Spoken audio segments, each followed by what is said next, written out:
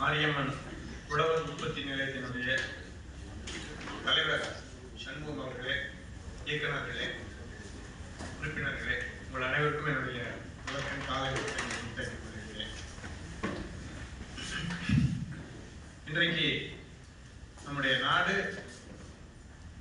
உழவர்களாலேயே தான் நிர்வகிக்கப்படுகிறது என்பதுதான் உண்மை. ஆனால் அப்படி இருந்தும் உழவர்களாகிய நாம் உழவர்கள் நாம் உற்பத்தி செய்கின்ற பணி மிக உன்னதமான பணி என்று நாம் உணர்வதில்லையோ என்கின்ற எண்ணம் எனக்கு ஏற்படுகின்றது.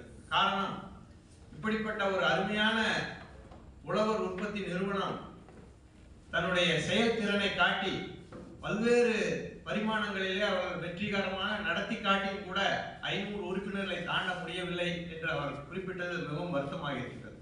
இந்த பகுதியிலே கிட்டத்தட்ட ஆயிரக்கணக்கான உழவர்கள் இருந்தும் கூட இப்படிப்பட்ட நமக்கான ஒரு நிறுவனத்தை, ஒரு ஒற்றுமையோடு நடத்துகின்ற ஒரு நிறுவனத்தை, அரசாங்கம் பல்வேறு சலுகைகளை கொடுக்கின்ற ஒரு நிறுவனத்தை நாம் ஒரு 750 உறுப்பினர்கள் நிலை எட்ட முடியவில்லை என்று மிகவும் வருத்தமாக இருக்கின்றது.